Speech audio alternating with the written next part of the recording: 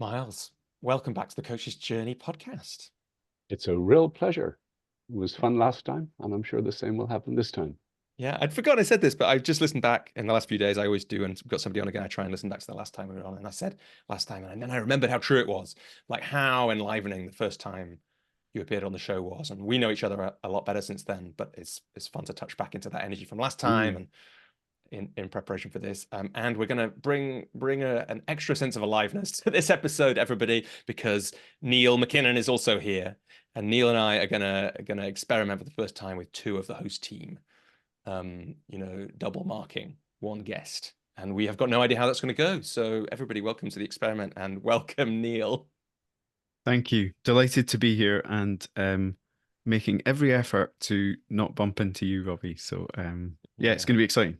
We'll see how that works. It might be like having, I don't know, can't think what the tennis equivalent of this, because we've got Myles here. It's like, would Nadal and Federer have played well if they'd ended up playing men's doubles together, or would they have just got in each other's way? Because Neil, that's who I'm comparing us to.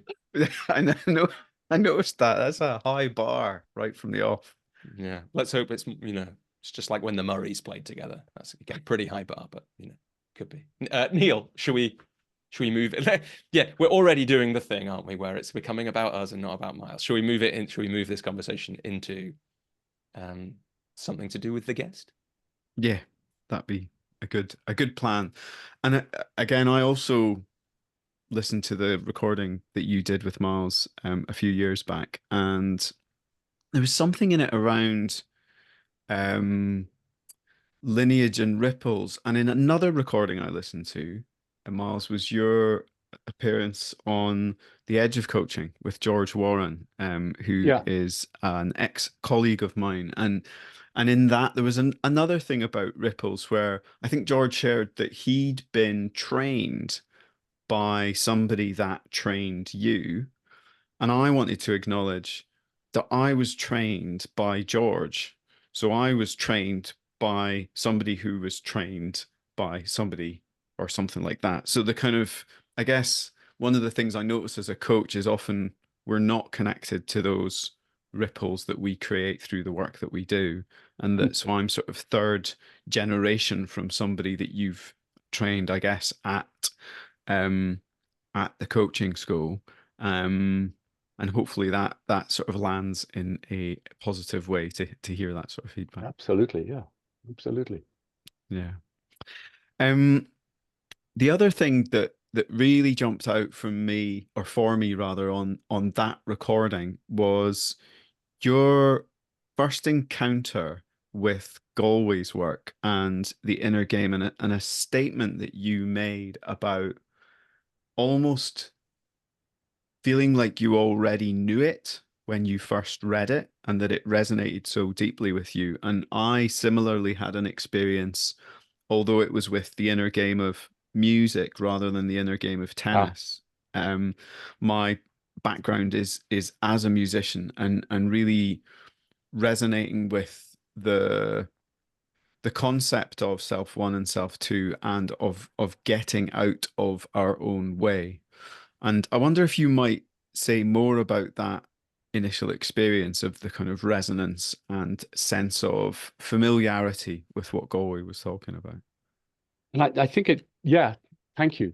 I think it also goes to something more profound in a sense, which is that the way that we get kind of engineered in society, that the kind of culture contagion of compliance, that one of the things that we lose is a capacity to trust ourselves. So we look for the right answer. Coaches will often look for tips and tricks and hacks, and there's a huge cost to that, which is that we neglect the resources we already have. Our own capacity to think things through, to imagine how something might be, for instance. Our intuition, which we almost completely neglect. So, and it's almost like in that culture of compliance, what it generates is self one. So self one is the human being in a mental state that's driven by fear and doubt. It wants to know right answers and all of that stuff. And on the other hand, self two is that part of you that responds fluently and easily and in the moment, that has access to all the resources that we're born with and that we develop over time. And clearly self two is a preferable place to be because it's more joyous, it's more fun and more creative and more productive. One performs to a higher level. So it's that written across our society that is a major problem. And you're seeing it in our business now, where people are trying to do things like we must institute agility. It's like great, because we've killed people with competencies. Imagine working in a large organization and they have 8 competencies. I mean, how would we fit?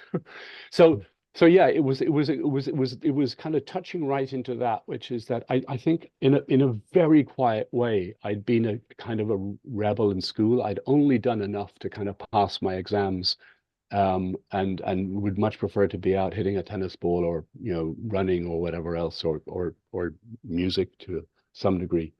And so that was the bit that it resonated with, that actually you can learn from inside, from yourself, and there's huge value in that. Yeah. And I wondered, so one of the things that fascinates me about your work and about your writing is this capacity to combine performance-based coaching with self-actualization. So, and we may get into later the conversation around the developmental aspects of coaching and the performance-based. And I wonder if, because it's your agreement, if I might read a passage from the early part of your book, which is, of course, a new edition has recently been released, which is part of what brings us together. Could I read a couple of paragraphs that speak to that? As long as you don't embarrass me. Well, one hopes not. Also, Myles, it'll be you that's embarrassing you, won't it? Because you put the paragraphs in the book. Well, we can debate that too. So a couple of paragraphs. I fundamentally believe that the desired state of the human being is to be fully expressed and uninhibited, without doubt or fear, to be able to perform, learn, and enjoy, a state in which there is access to all the innate resources born to us. I believe that such actualization is seldom, if ever, achieved alone, but made possible in community or with the guidance of another. Someone who has the capacity and courage to hold a different kind of conversation. A conversation that lets the thinking unfold, lets imagination, intuition, and creativity loose, and in so doing allows people to come to their own understanding rather than imposing one's beliefs upon them. I did write that. And hearing it back as relates to the journey of the book, what does it bring up for you? Well, what it brings up mostly is some emotion, because it for me, that is just profoundly true. And that is what inspires me to continue to do what I have done and to teach it. And I like the bit you've said, because it's never actually been said like that before the beginning, which is that the connecting self-actualization to the performance piece, because we do live in a real world. Well, we're in a world that has commerce and capitalism built into it, and I get paid on the basis of my clients achieving results in that world. So if I can align both of those things, if I can help people express themselves fully in the context of their work, then lots of people are happy. So love that you pulled those paragraphs out, Neil. I had basically them pulled out as well, because they are fantastic. The question that came out of them for me is there's part of them about the power of the conversations or particular types of conversation to create that kind of self-actualization, or in fact, like I think the necessity of somebody else's presence to help that happen. Why is that so important, Myles, do you think? So one of the things that I think that's different in the book is that it's in 4 parts. The first part is a description of the effective coaching model and approach and what underpins it. And one of the things that I've become clearer and clearer about over the, since the last edition, which was in 2014, is that, as somebody said it, we don't have reality. We have maps of reality. So, and we operate on the basis of those maps. And a more sophisticated way of explaining that is that we have constructs, and those constructs are what guide us. And the kind of what's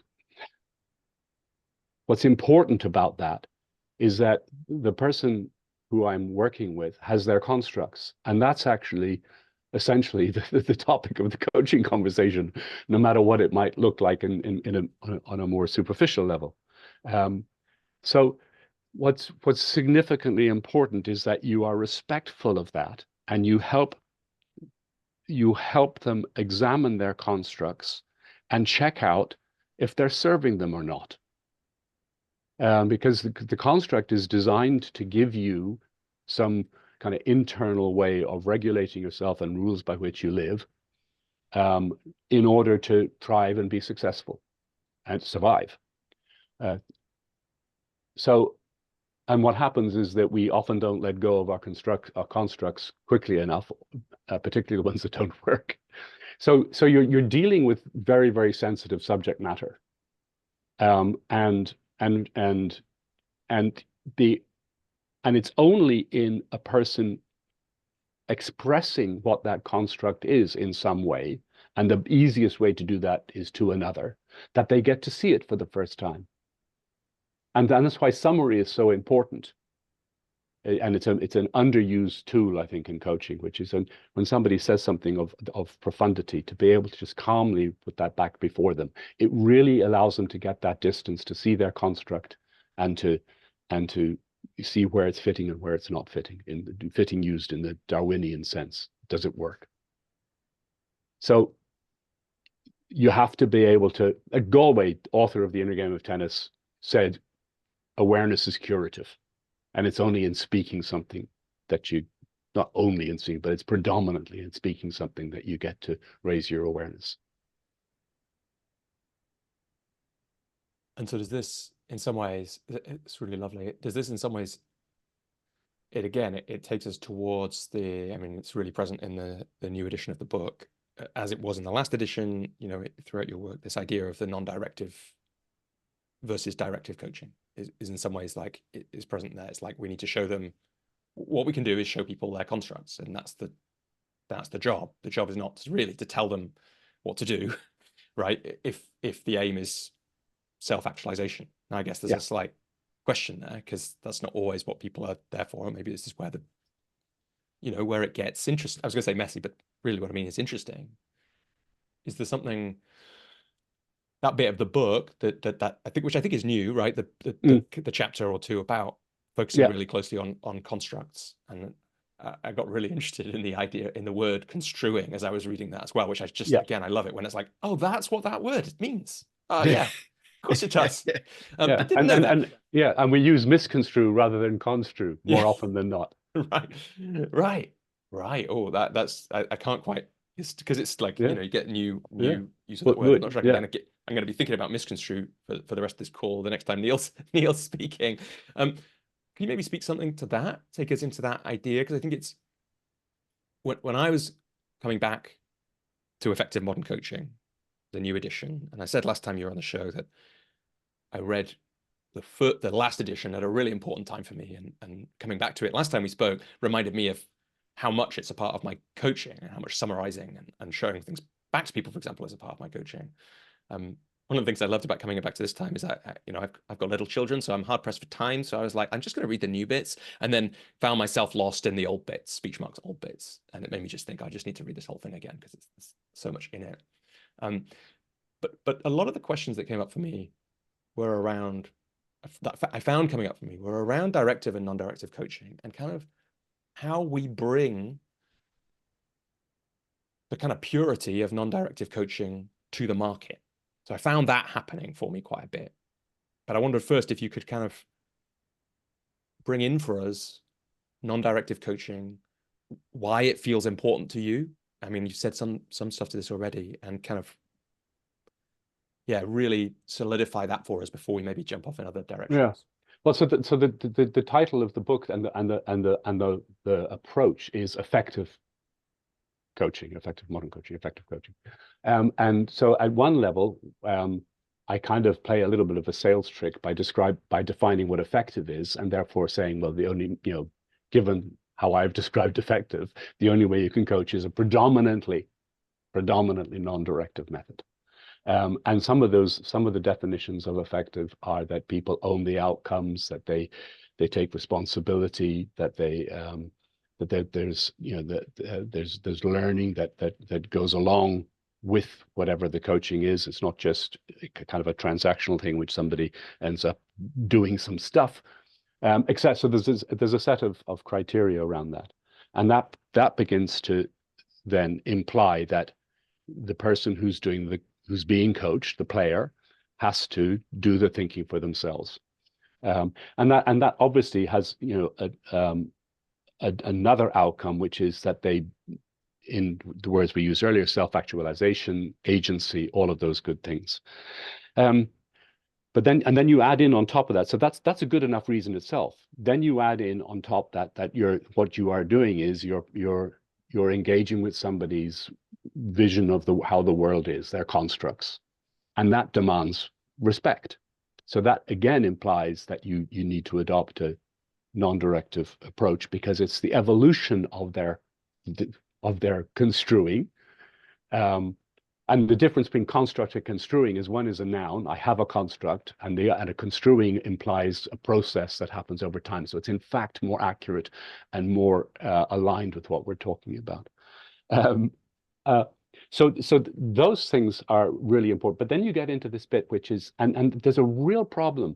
There's a problem with the quality of coaching out in the world, which we may talk about later. So coaching is not seen with the same delight that it was seen 10, 15 years ago, where, it was, if you were a senior person in business, you were privileged to have a coach.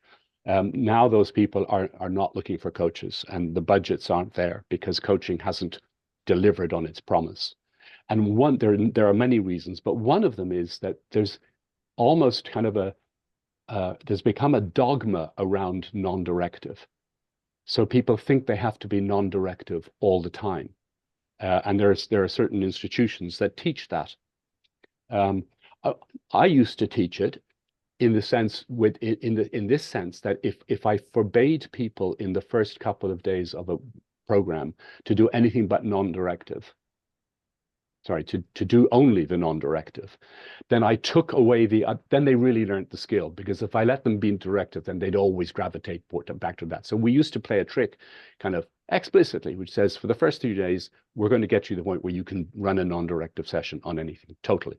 But then we put in the directive piece as well, because just at a simply pragmatic level, I remember going down to coach in Madrid, a guy who was running one of the biggest banks in Europe, and it was so I'd fly in, be picked up at the airport by a chauffeur-driven car. It was all great fun. I felt very important, and go and work with. And I thought, imagine having a conversation with him, and he's got a kind of a really big problem that's going to affect the employment of thousands of people, and he hasn't come to a way forward, let alone a solution. He has, and I've seen something like this before, or I've got an intelligence and I've got an idea, but because I'm a non-directive coach, I say, well, thank you very much.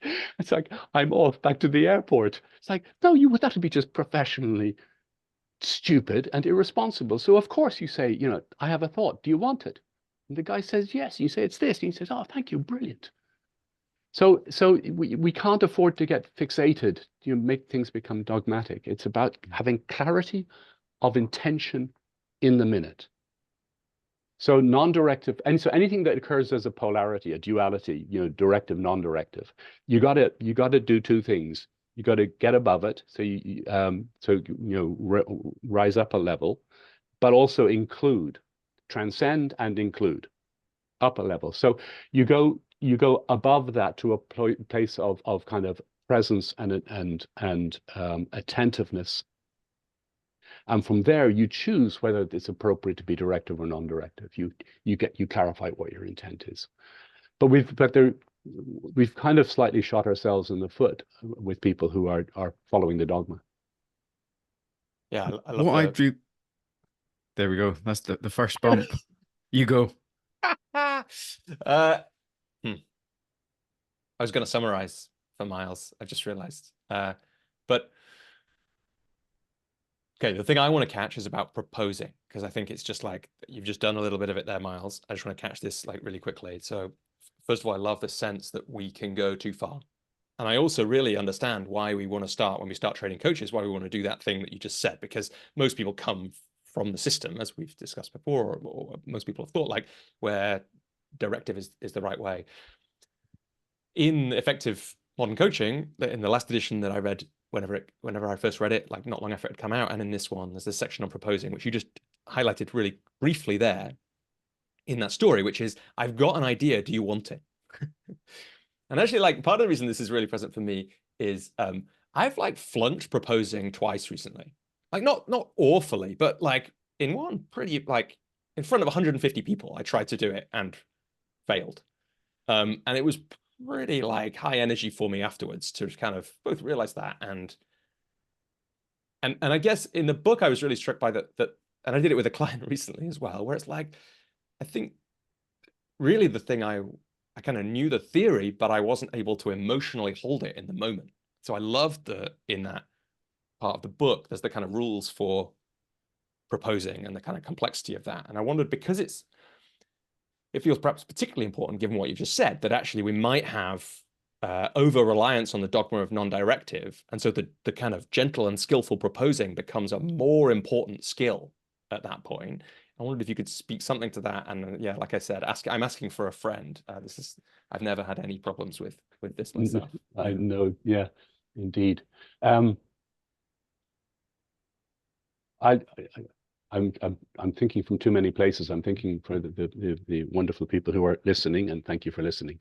And I'm also just thinking from where I am in my own experience. So I'm going to speak from that place first, and then cycle back to the good listeners. I've noticed that as I grow in confidence, so we mentioned self 1 and self 2 earlier. When I sit down to coach somebody, my first job is to make sure that I'm in self 2, in flow, without fear and doubt, and fully present. And can I always do that? No, but can I make an improvement from the moment I sit down to the moment I take my first breath? Yes. So so I've gotten better at coaching with the passing years. And what the consequence of that is, and having done a lot of it, I often know what people are going to say before they say it. And I often know with somebody what's going to happen at the end of kind of a 9-month or a year's coaching program. Okay, this guy doesn't know it at the moment, but he will not be in this business in a year's time. I can see him going down that, because he's already told me in some way.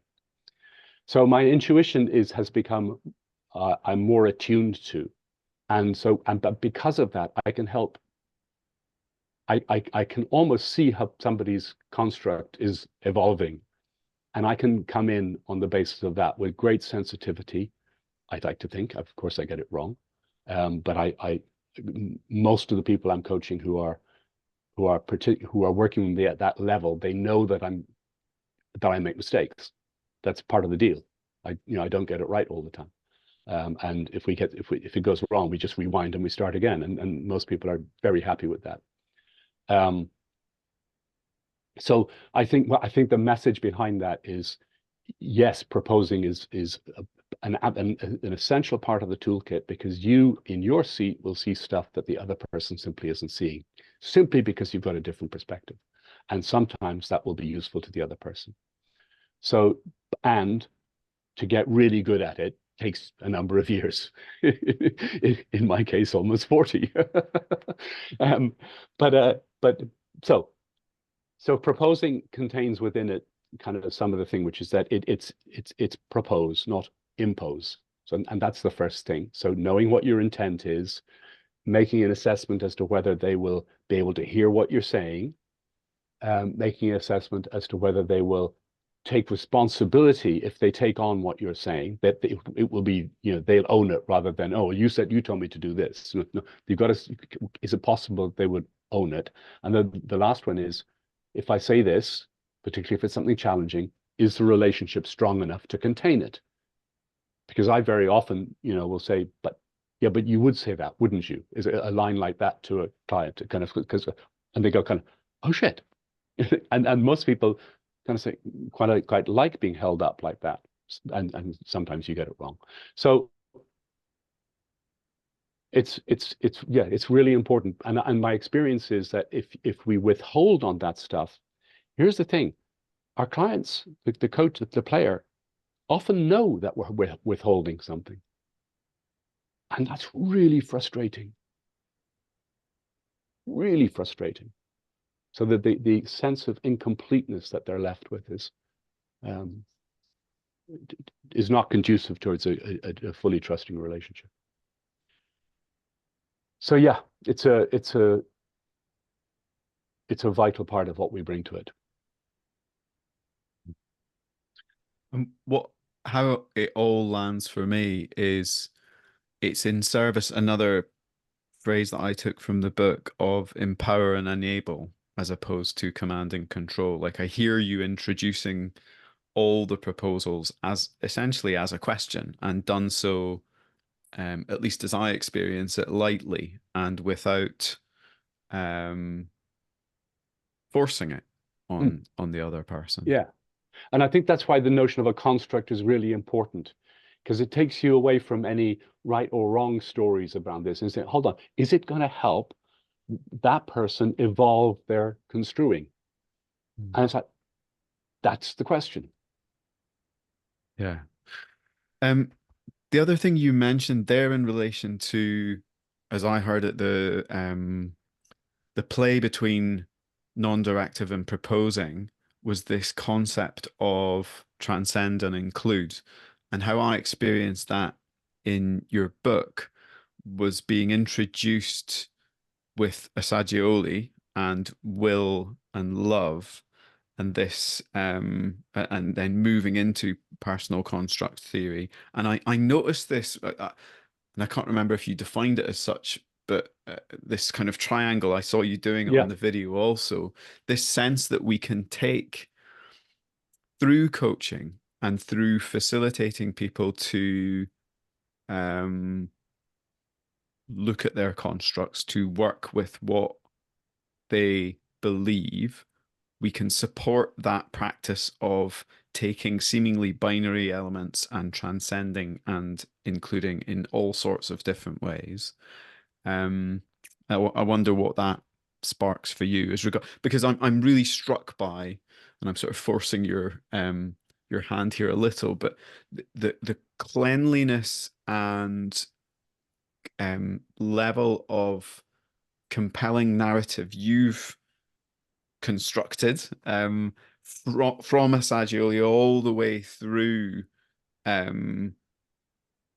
to Csikszentmihalyi and Galway, and this articulation of consistently transcending and including for better presence, for better capacity performance. Yeah. Rumor has it that our good friend Einstein said that a problem is never resolved at the level of consciousness at which it was created. Mm-hmm.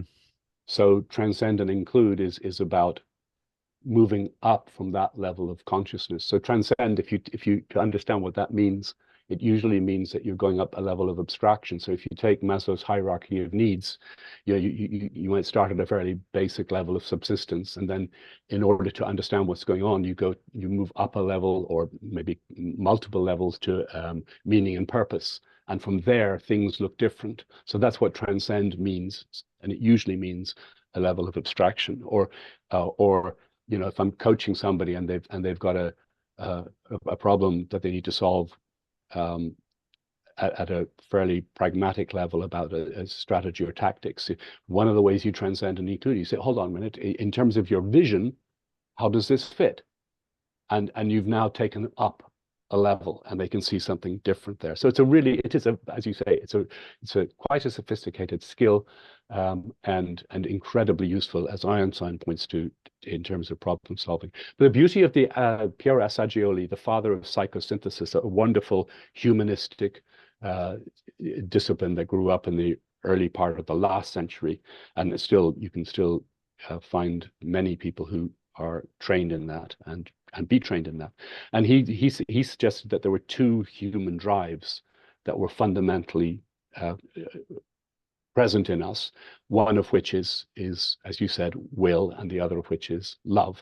And the will is the controlling energy. It's a kind of he described it in those days. I don't think you could do that in these days, but he described it as a masculine energy. It's about control, it's about structure, it's about getting things right. And on the other hand, love, a more feminine energy. It's about process rather than structure or control. It's about letting things happen, letting things emerge. And obviously both have their place. I learned as a stepfather that I needed to put in some of the will energy and put in some boundaries in place. And that was consequential in huge ways, in which it cleared up an awful lot of nonsense in relationship with my stepdaughter, and allowed us to communicate much more easily. So if the will isn't there, you've got a problem. And if we know if the love is not there, but you can be overly willful and end up a bully, or you can be overly nurturing and disempower people by taking responsibility away from them. So his notion and love and will correspond with the ideas of non-directive love and directive will. And our society is overly will-driven, which is why we have to fight against it. But you rise above those, and his triangle had love and will on the bottom line, and then at the apex he had presence. And that's just a very useful thing for us coaches to remember. When you're in the heat of it, actually just close your eyes and step out of the conversation for a minute and just check out what's going on in your own head. You might be amazed to find out what you know. And I wonder, as you've alluded to, you have a significant depth of experience in the coaching arena, and as you have, I imagine, as a practitioner, and I noticed your mention of Sennett's The Craftsman in there as a increasingly master craftsman, to throw a provocative term in there. Like, I wonder how you've continued to transcend and include in terms of skills, presence, capacity, in order that you can, with some degree of foreknowledge, experience people and have a sense of where they might be heading, but also do so whilst fully present with what is at the moment. I played. If this might be in danger of almost trivializing. I played tennis from the age of about, well, as long as I can remember. But I know I played my first tournament when I was 7 years old, and played competitively and still do. And I became clear that one of the reasons I played tennis was that in that bounded situation with clear rules, I found it easy to express myself. I could let go and I could enjoy. And I found that I had some gifts that were useful in that environment.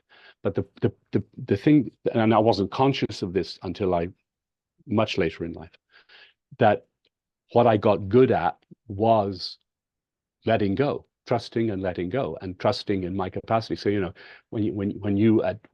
I had my first proper suit, Hugo Boss, at 28 years old, and ended up in the offices of McKinsey, the global management consultancy in Dusseldorf. And I remember just being about to knock on the door where I knew there was an engagement team waiting for me. And so these were some of the brightest people on the planet, you know, and I kind of, you know, did enough in school, as I said. But so it was like, and I remember saying to myself, if it wasn't for this suit, I couldn't go in here. But actually, the truth was, if it wasn't for an innate faith in my capacity to respond in a bounded situation that had clear outcomes. So I've been hooked on being in flow all of those years, and it's almost that drives my inquiry, so how do you increase that? Because that's, you know, once you understand what the rules of coaching are, and then you forget them, and the lights go green and the show starts, and it's a performance art, and I love that of it. So all of the things I do pretty much are about making sure that I'm in the best place when the lights go green. And if I may, what are those things in your practice at the moment? Alcohol. Sorry. No, not before 10 in the morning. Well, one, you know, unquestionably, confidence helps. Two, I've had the not unique pleasure, because other people have it too, but I've probably done this more than anybody else. I've demonstrated coaching in front of audiences small and large, probably more, and I mean this, probably more than anybody else on the planet.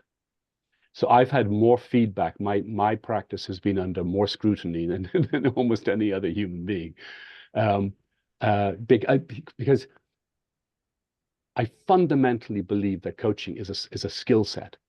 You know, there's the knowledge I have and the experience I've gained and all that, but essentially it's a set of skills. So because I taught, because I wrote, because I practiced, because I was observed, my core skills are really, really strong.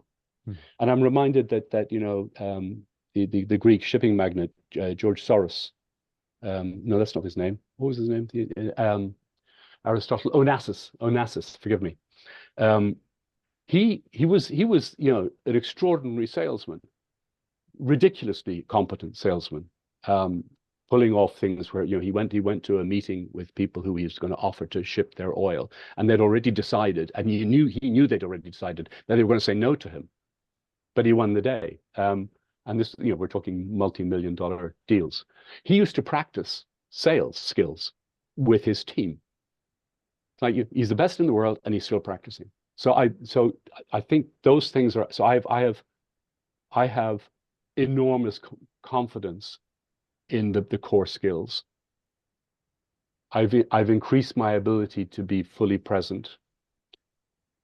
The biggest thing that in kind of the middle years got in my way was being sometimes in awe of people who I thought were either more intelligent or had more status than I, and that seems to have gone away without I hope becoming in any way arrogant. So I don't buy. You know, I coached our chief marshal of the RAF many generations ago, and you go in there and you appear in the gate, and you're escorted to the main building where he is, and there's an ante room before the ante room, you know, and all these people saluting you, and you get to meet the guy, and I challenged him at one point, and he literally, and I can see him doing it, he looked to see how many stripes I had. So it's like, you know, so I you know, I've been in some places where people play on status and authority, but I seem to have risen above that. So I think those are, know what you're doing. And I think there is another fundamental thing. which I'm only seeing now. We've moved to Norfolk, and we're in this tiny little village, and it's 800 or so people. And I remember being back in London, where if you were in a certain kind of social class or whatever the word is, you ate in certain places or didn't, or shopped in certain places and certain pubs and certain restaurants, and other people ate in different ones, and you never mixed. The glory about being in a place where is this small, that has an incredible sense of community. There's only one shop and one pub, so everybody's buying the same stuff, and everybody rubs shoulders in the pub. You suddenly realize that you're all the same. So there is something fundamentally important about being able to sit down in front of another person and just appreciate them for being another human doing their best. Yeah. It's lovely. It's really lovely. I'm going to like lead us in a slight gear change. But one of the things I heard in there was, the story about the salesman, still the best in the world, still practicing. Yeah. Might come back to this again, because one of the things I love about the new edition of Effective Modern Coaching is it's got enabling genius. That book of yours sprinkled into it in a few different places, and I might come back. I love the little bit at the end about this is just one for people to find if they get the book. Just can skip to the end and find the articulating your unique genius as a coach, and might come back to that. But one of the things I've been thinking about recently, and maybe it speaks to what you were saying about the shine coming off coaching, is we all know, right, that the best in the world are still practicing, right? We know it of the tennis players, we know it of the footballers, we know it of, in so many environments. I mean, sport, we really know it, but there's a story of a salesperson who really knows it. And I do sometimes think it is amazing that the speech marks best in the world in lots of business environments aren't explicitly practicing in the way that they are in elite sport. And especially once you've had, I mean, I imagine that's not true. It's obviously not true of everyone. And not practicing isn't the same as not having coaching, because people could be practicing things and they are in all kinds of ways. But we have this thing, coaching, that we kind of, well, the three of us and most of our listeners have sat opposite people seeing coaching have this incredible effect. And so why is it that the shine has gone off coaching, that what are you thinking about that, Myles, that it used to be a privilege for these senior leaders who are obviously, I mean, well, maybe not obviously, maybe this is the problem. Like, one of the things I was going to say, obviously they must be interested in fulfilling the maximum of their potential and increasing their skill in these ways to create better results. That feels obvious, but maybe that's the flaw in the thing. But yeah, maybe speak to this a little bit, Myles. Like, why is that shine gone off? Why isn't this craft of coaching being used always by those people who seek to be the best in the world? There are two parts to the answer. There's one, if you look at it from kind of within that club of those senior people, and there's the other, which is about what's going on around that club. And what's going, in speaking to the people in the club, you sometimes, kind of the C-suite, I've heard this so many times, and the first few times I kind of ignored it, and then I had to stop ignoring it, because I heard words to the effect that, oh yes, I had coaching once 10 years ago, nice chap, not sure what I got from it. And that speaks into the whole thing about the misconstruing of what directive, non-directive coaching is about, and actually just the poor quality of most coaching. 2003, HSBC ran an assessment of about, I think they started with about 150 coaches in the business, and by the time they were about to actually launch the assessment, various directors in the business had said, my coach must be included, and the list had risen to something like 300. So they had a problem. They needed to do something to understand who was in the business. So they ran an exhaustive process that whittled people down at various points. And I had actually coached the person who set it up, the assessment process, aided by David Clutterbuck. And they did a good job, solid job. And they ended up with a group of about, I think it was 12 or 15 of that order. And what I was told at the time was that, that they're okay. So, but in fact, there are only two people that we'll put in front of our senior C-suite executives. Fortunately, I was one of those two. But I said that's kind of shocking. So it says something about the quality of coaching. I think there's something to be said about how people buy coaching. So when I started, when the people that I was speaking to were usually the chief executive or the HR director about doing some work in their organization. Now you're talking to somebody who maybe doesn't have that kind of world experience, who doesn't perhaps know what it's like to operate at the top level in that business, and maybe hasn't even been trained in coaching. And they're making their assessment as to whether you are a suitable coach for their organization on the basis of what qualifications you've had. And most qualifying training companies don't actually observe you coaching. So it's like at the School of Coaching in the good old days, there were about a list of 20 skills that you had to be seen to perform on at least 3 separate occasions. And there was a flight card. You had to get these things ticked off. It was, so we knew that people were leaving with the skills. So there's the buying problem, and then there's the fact that coaching has now become about development rather than about performance. So that immediately devalues it. So that's the kind of one side of it. There's the other side of it, which is more complicated, and a more interesting conversation, which is, why don't the people themselves in the club ask for coaching? I mean, yes, they may think that they need to provide an image of being strong and utterly competent, and therefore having a coach is seen to be remedial potentially. So why do you need coaching? I'm reminded of that ad for the hair product that says, "But you don't have dandruff," and the person waves a particular brand of shampoo. Said, "No, I don't." Well, that's the answer. I'm strong and confident because I've got coaching. I think there's a sense of entitlement amongst some people at that level as well, that they're in that senior position because they were born to it or whatever, or because they earned it. So of course they don't need to be reliant on anybody else or help anybody else. But it's a tough question because there's these are elite people running, elite performers, or ostensibly running significant businesses that impact the economy of the country. I think also the scrutiny that people are under, to be fair as well, from the stock market means that there's so much going on and it's moving so fast that there probably isn't as much time as they need to sit and reflect. And there are, of course, exceptions. It's a long answer in 2 parts, and I'm actually keen to see what you've picked from it. Yeah, I mean, loads in there. I'd love to hear what you're getting as well, Neil. I'm really aware that I think about most of the stuff from the outside. Like I'm not certainly in a kind of the city of London. I'm never in the room with those people, so it is a kind of outside perspective. I guess with the leaders I've worked with,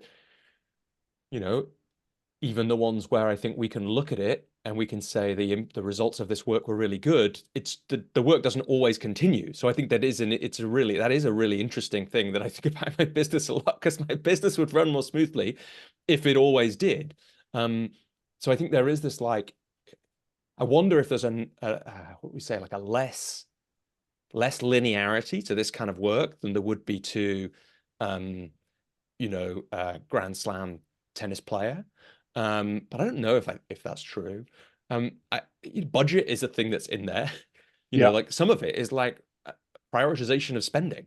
Now that's really interesting, because if I had got myself, knowing what I know about coaching, if I had got myself into the position that some of my clients are in, I would be negotiating that money, right? It would be a kind of, for me to, but this may be something about my constitution, for me to survive under the pressure that some of my clients work under, I would be insisting on that so that I can maintain some of my sense of presence and well-being whilst also performing at a high level. So I think there's a budget. I mean, I had one CEO last year, I had to call the calendar invite something different, right? Because in his business, it would have been seen, this is what some of my reading, but he pretty much said it, this would have been seen as weakness, Yeah. right? At a time when he could not Yeah. afford, because of the incredible pressure he was under, to show weakness. Yeah. So like, if we're lying, essentially we're lying about what's happening. Yeah. I mean, we weren't lying. It was a vaguely acceptable, I can't remember what we called it, training meeting or just meeting, it might have been, but there are these pressures that people are under, even somebody who, Yeah. values it. So that there's so much in there. I want to kind of pick up, because you touched on really briefly there, performance versus development, which is really strongly in that kind of preface introduction to the new book. But Neil, first of all, I'm curious, this feels like such an interesting, rich topic. What have you picked up from these last few minutes? I mean, I think from my position as faculty member at the Academy of Executive Coaching, where we do in the training we provide, there is a good amount of observation of coaching skills. And what I notice is frequently people come to training that perhaps have been doing what they've understood to be a version of coaching, and it's been quite directive, and it gives me some read. It's a relatively small sample size on this quality discussion as relates to what some people might have experienced. Your chap from 10 years ago who said, or rather, I had a coach 10 years ago, nice chap, but not sure what I got from it. That it's my judgment, if there are a significant portion of coaches out there telling people what to do, that is immediately more forgettable than coaches who are working in a way that is empowering and enabling. That there's still a lower percentage of people empowering and enabling and taking a primarily non-directive approach, that means many people's experience of coaching, both as a coach, if they haven't had appropriate training, but also as a recipient, as a player or a thinker or a receiver of coaching being done to them when it's the version that they're being told, are perhaps not having a good experience. So that's I guess just my take on that. As relates to the industry and business side, I wonder, with the speed at which things are moving, the level of volatility, uncertainty, complexity, and ambiguity, that people are looking for quicker fixes and more certainty, and that perhaps coaching isn't going to give them that. It's not to say it can't, but that it is likely to be a longer, more resource heavy, and I don't necessarily mean expensive, but rather than taking advice from a consultant, the player is going to have to do the majority of the work. That's my wondering. I don't have certainty. It's so funny, isn't it? It's so funny because I love that perspective, and it feels so true. And I'll tell you two reasons why it feels true. But the first is there's this fantastic book, one of my other favorite episodes. So like I said, when I listened back to me last time Myles was on, it was like, this is one of my favorite episodes, or my favorite at the time. One of my others was with a woman called Jennifer Garvey-Berger, who's a complexity theorist. And one of the things the traps she says we fall into in a complex world is simple stories, essentially. Or there are two, in fact, the trap of simple stories and the trap of control. And, that feels like one to me. It's like, oh yeah, I know what I'll do. This world is an absolute nightmare to be a leader of a big business in. It's changing so fast. I'm under so much pressure. I know what I'll do. I'll sort it out by getting somebody who can tell me what to do, right? Like on some level, something that is short-term fix, easy to control. It feels like hitting yourself, right? Like I don't doubt that everyone's doing it. Like we're all doing it. I'm sure if I slow down for 5 minutes, I can think of some ways in my life that I'm doing it. But it is such a shame, isn't it? Because the possibility of coaching is actually supporting someone to increase their capacity to deal with complexity so that they can actually deal with the problem, not pretend they're dealing with it. Yeah. Yeah. Yeah, you bring to mind a conversation I had yesterday in which we put things on the table and it was not clear where the next step is. Fundamentally about the role of the leader in the business, and the impact that has on people around them. So, what exactly do they focus on? And in a very complex world. And we made an agreement at the end that we would speak at the end of the week. That, in other words, this was not the time to try and close this conversation down. And it was I woke up overnight thinking, did I, because I proposed that, and it was accepted and went down well. But it'll be interesting to see at the end of the week how what time has done to let those thoughts be in somebody's head, and then I have a real wondering, Miles, and I believe that for some of the listeners, it might be a question they're holding around how you approach the business building or business creation aspect of your coaching. And I got some sense that it is relational, and that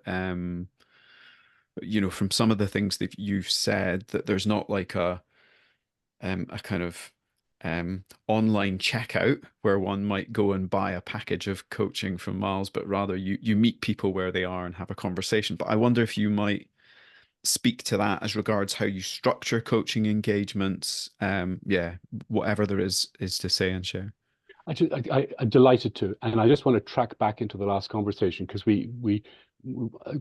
and I think this point needs to be made by one of us, which is that we've not asked those senior people in organizations, large and small, about what they need and what we're kind of making the assumption that they need coaching, and not only that, they need me, and which may, so it'll be fascinating. So I'm trying to make sure that we're not just looking at this from our own goldfish bowl, and the implicit kind of arrogance that might be heard in that, because that's not, I wouldn't want us, because that wouldn't be true to what we're doing.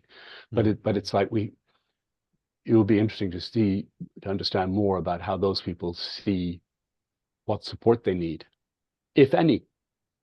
Because I can imagine that a person who is in a very senior role in, say, a large financial institution in the city, and his HR training partner comes in with a list of half a dozen coaches, and he'll look at that list and he said, yeah, but not one of these people has led a large organization. So okay, so that they're not understanding what coaching is. Well, fair enough, but I think that's a point that has to be made. Yeah, I will be honest with our listeners, which is to say that I think in this world it's much more difficult to sell coaching than it was 10 or 15 years ago, because of the impact of COVID and how that drove us all home. Budgets aren't there in the way that they were before, so most organizations are being very careful about what they spend, and what coaches offer is rather difficult to sell through social media. So you can say all the good things you want and get the right kind of descriptors in your titles or whatever else, but it's a really difficult job, because the social media and the algorithms have no appreciation of the fact that Myles Downey has been coaching for almost 40 years. Just but that's they don't get that, algorithms, bastards. So my model in the past was really very simple. I had a reputation. I had a platform called the School of Coaching. I would be invited to conferences, and inevitably at the end of a conference, 2 or 3 people would come up to me and say, could I have a word? And they would be the HR director of whatever, and they'd say, I take it you do coaching. Yeah, so could we have a conversation about that? And that was how I got most of my work. So I got it because people heard me speak and heard, I think what they heard, they heard honesty and authenticity and competence. And that was the attractor. That's much more difficult to portray in the world these days. So so you do what you can. You make as much noise on the social media as you possibly can. But I kind of have a vision of this, which is a little bit like some kind of a pinball machine, or more accurately, a billiard table, which is that if you got to make you got to have the balls clacking against each other. If there's no movement, there's no spark. So you've got to be on the table, and the balls have got to be moving around and bumping into each other.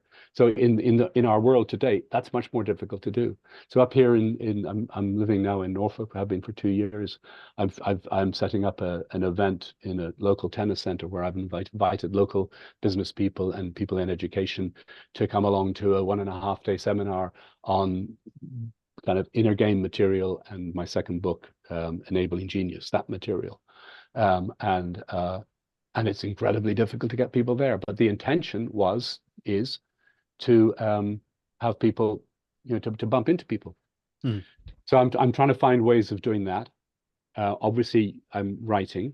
So I think the fundamental finding ways to get to bump into people, offering things of value, like you guys do with the coach's journey, and Robbie with your 12-minute series, the writing.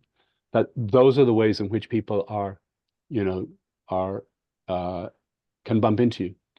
But it's a numbers game. It's if you're a one-man band, that's a lot of books in the post. Yeah. And So you're doing the posting. Yeah. Yeah, the connection piece. And once you have that connection, so for example, Yeah. you're talking to a buyer in an organization, like what are the things you're going into that conversation with as regards what you tend to offer and how you work?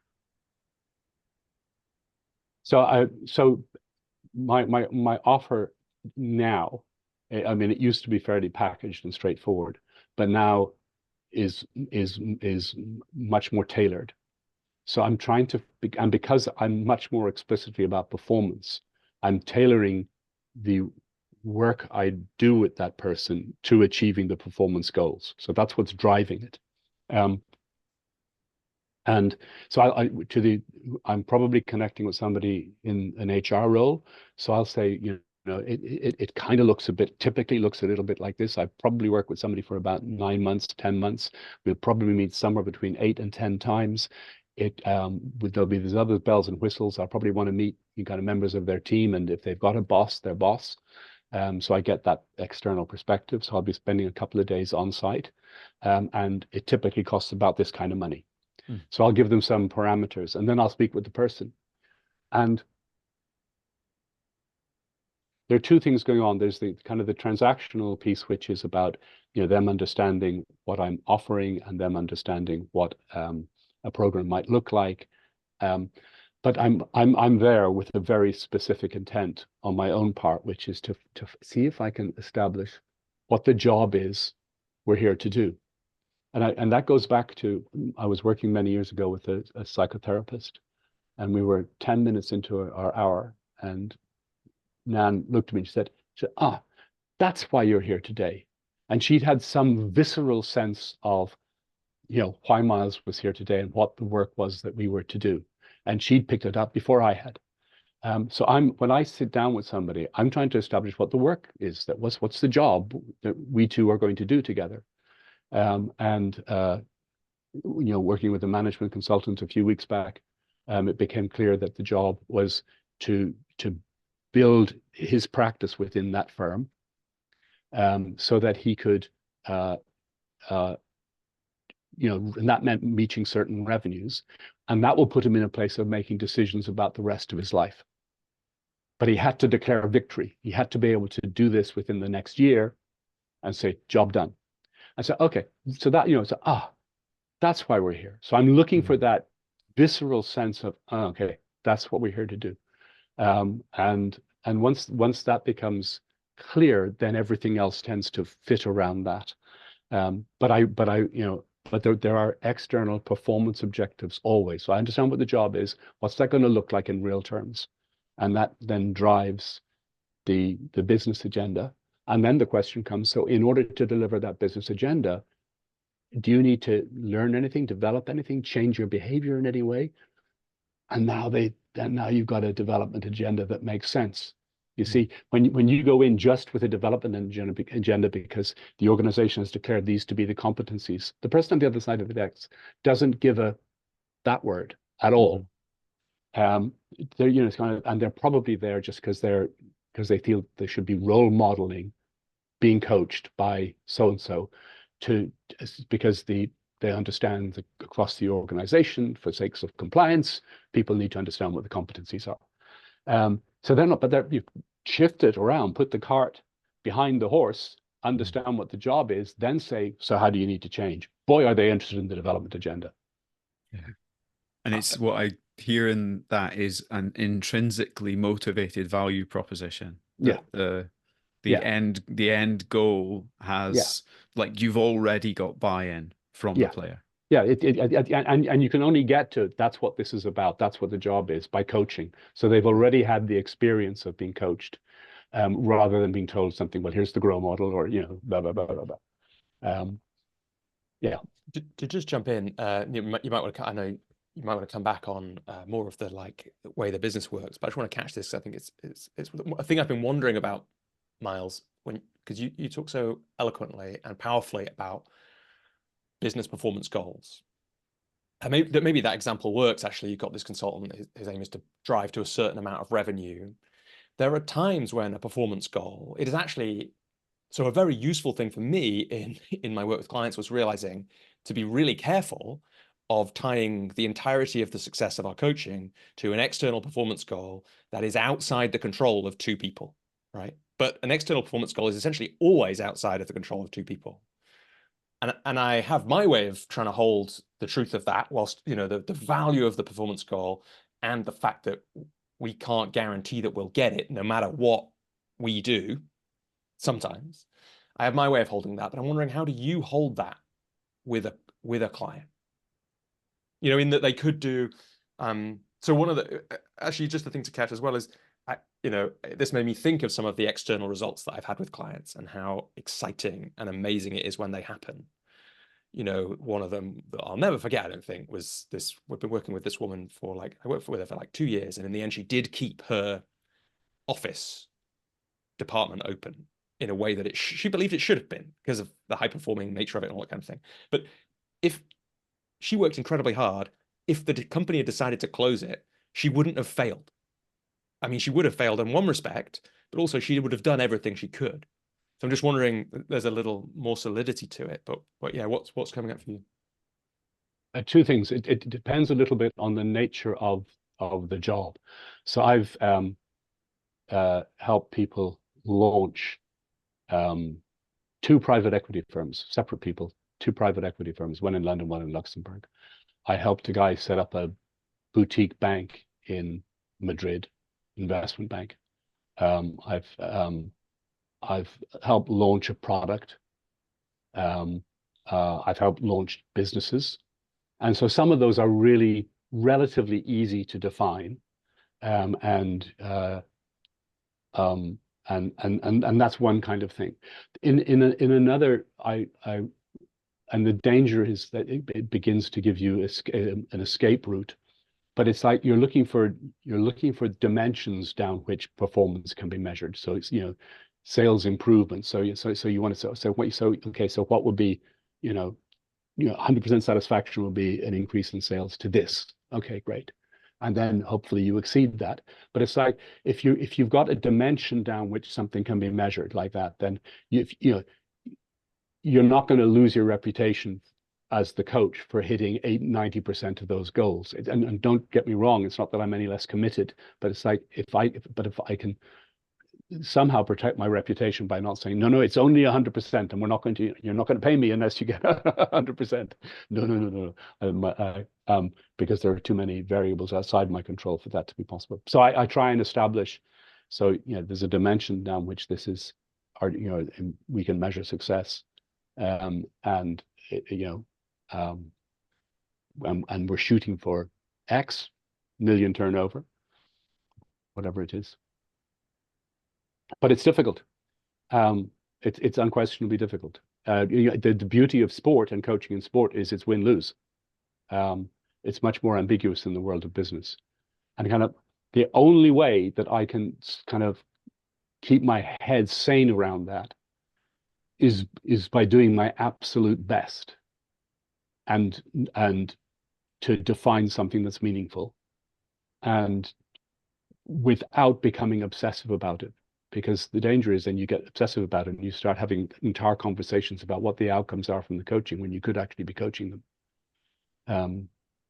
So yeah, and yeah, so clearly it's not a science.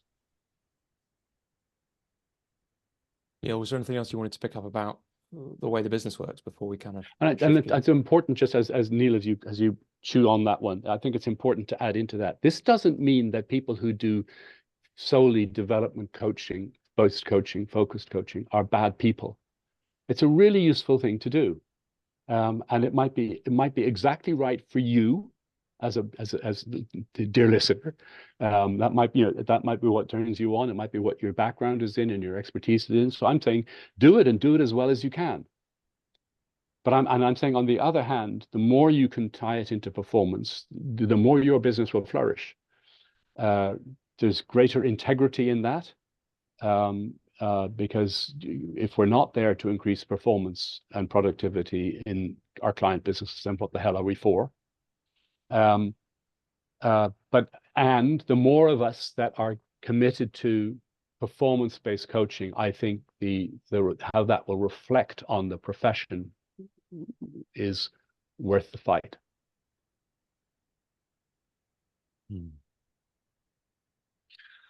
I guess the thing, so Robbie and I have a kind of internal joke that I'm fascinated by the tactical practical, and two things to kind of cover on that. One is I notice, as fantastic a read and packed full of lots of things of depth your book Effective Modern Coaching is, there's also a good amount of the tactical practical, as relates to the very practice of coaching, the many elements around it. And so I suppose, to round out my questions about your approach to the business of having a practice in coaching, I've heard you say it's about getting the billiard balls moving and discussions happening. It's about ensuring that you are in relationship and dialogue with people and connecting. And I wonder if there's any other risk of asking directly for hints, tips, and tricks around coaches that are seeking to actively further build their businesses that you might glean from your 10 decades or so of practice that have served you well to this point, and may inform what you're going to be doing in the coming months and years. I'm not sure how satisfactory my answer is going to be. Because some of this is profoundly personal. So at the moment, I'm kind of a sole practitioner, but I'm working hard to shift that round, because I know that I'm better when I'm working in a team. So some people will want to be completely sole practitioners. Some people want to be in some kind of a loose alliance, and some people will want to be, in a kind of semi full-time employment or full-time employment with an organization, a coaching provider, and so understanding that about yourself is important. And I've been in all of those places along the years. And so maybe it's a question of ages and stages, but understanding that. The other place, and Robbie, you mentioned this earlier from the Enabling Genius book. So the Enabling Genius book, in the research that went into it, there were 15 of us doing the research. We were looking at people who had exhibited greatness in one way, shape, or form. And we were trying to find out, was there anything common in the paths they had taken to the point where they were exhibiting greatness? And lots of things emerged that coalesced around the ideas of identity, will, so motivation, mindset, and then learning, but learning in the sense of ongoing improvement, progression, evolution. So there were those four things. And the identity one tracked back into knowing who you are. So if you in my sport in tennis, which is my laboratory, that's how I test out how I'm, learning what I'm learning, and it's very important. So I in my game, if you look at two key players of the last 10, 20 years, Nadal and Federer, what you find out is that you watch them, they are completely different. Nadal, powerful, almost brutish, hitting with loads of topspin, doesn't make mistakes, wears you down. Nadal, more finesse, looking to hit a winner, lighter on his feet. And so completely different approaches to exactly the same game. And the point there is that they both have a unique individual genius. They both understand who they are on the court. Now, I'm a tennis player and a tennis coach. If I stand on the court to play a competitive match and my coach shows up, I'm in trouble, because my job as a coach is to make them look good. If so, I've got to have a really great understanding of who I am as a competitive tennis player, that unique individual genius, and understand that that's who I am, and the strategies and tactics that flow from that's who I am. So part of who I am has the word cat in it. And what I mean by that is that I'm trying to finish the point as quickly as possible. So that implies very aggressive tactics. Most of my age group want to prolong the rally and make the other person make a mistake. So it's kind of, so it's quite a different. So I have to understand that. I have to practice that. Leaders need to understand who shows up when they show up as a leader. Coaches need to understand who shows up when they show up as a coach. When I say need to, but my point here is that if you have that clarity of understanding, that radiates from you. It also tells you what kind of people you might choose to work with, and what exactly you're offering them. And when you say that, it comes through with authenticity and hits the target. So another part of this is doing your marketing and branding around something that's really, really clear about who you are, your unique individual genius as a coach. And the clarity in that radiates far. Yeah. One of the things, so I love that part at the end of the new edition of the book with there's some questions, listeners, basically, like I can't remember if I said this exactly before when I brought it up. There's some questions for uncovering your unique individual genius. The insight that I've just had now, so there's a really nice bit, Myles, where you talk about, and I think this is right. Is this, I might be slightly getting this off, but there might be a unique individual genius. What I love about your definition of genius in that book, and you bring it into this one as well, is that we might have a genius in it. We can have a genius in any craft or discipline. Yeah. Right. So we might have, so I think what you say is, I have my unique individual genius as a coach, but it also pays to understand my genius as a writer and as a tennis player. I just got that it'd be a good practice for coaches to understand their unique individual genius as a coach, of course, but also to understand their unique individual genius as a salesperson. Boom, boom. And I think one of the things, one of the real contributions of some of the thinkers about selling coaching, like the guys who wrote The Prosperous Coach, is to turn the sales process into as close to coaching as can, assuming that coaches have a genius as a coach, and therefore make sales as much like that as possible. But actually be really useful to, because I think, and we've had guests on the podcast before, people could listen to, Toku McCree did it really well.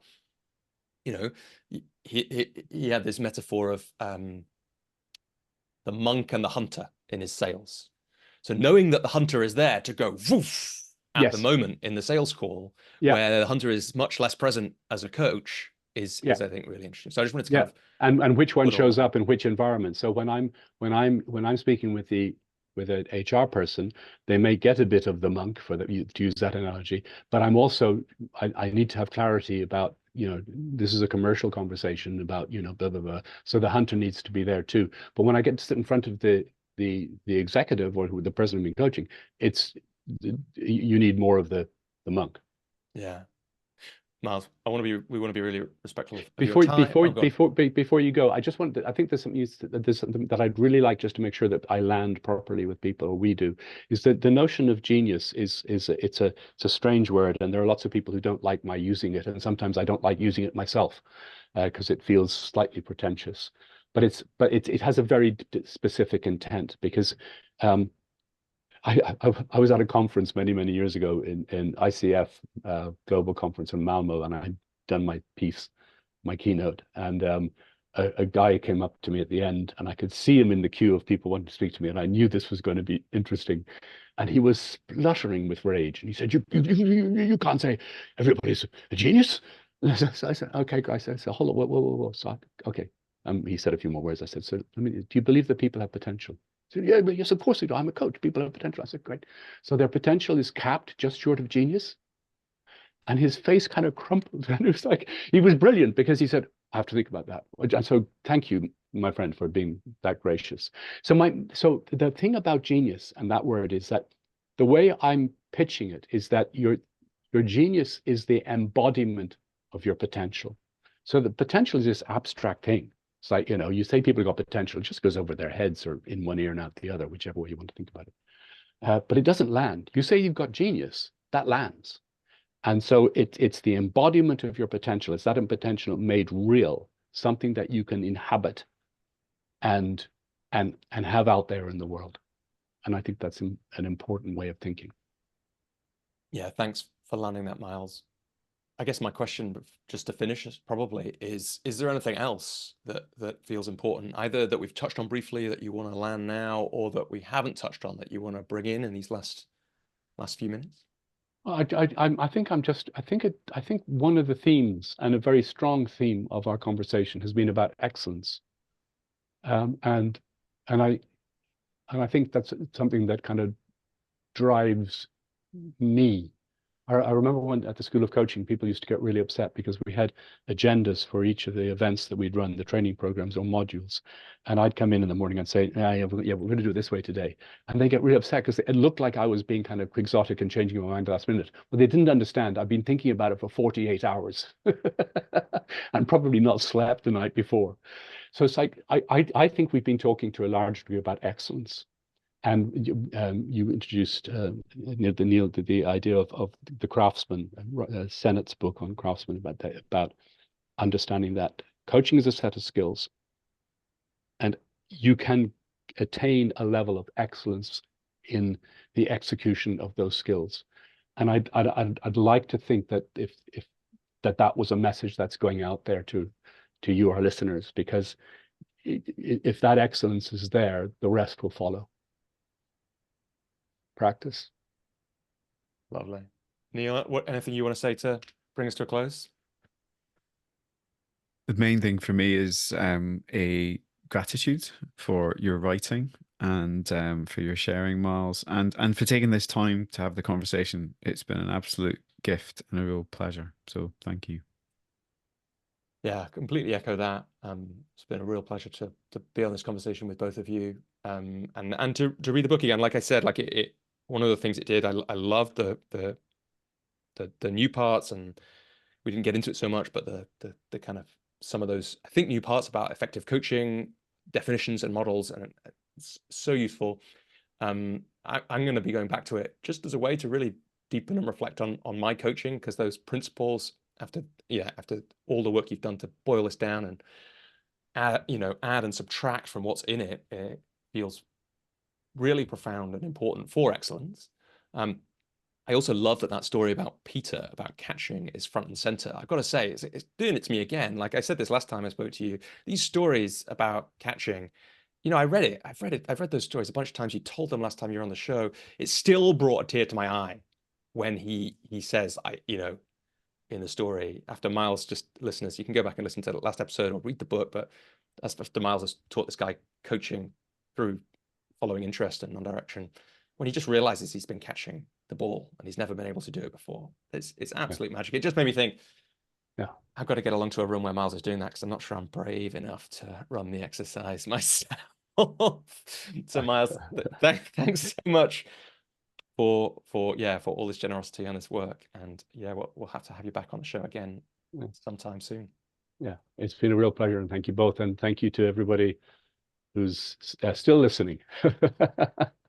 They'll definitely be here. They'll definitely be here. Cheers, both.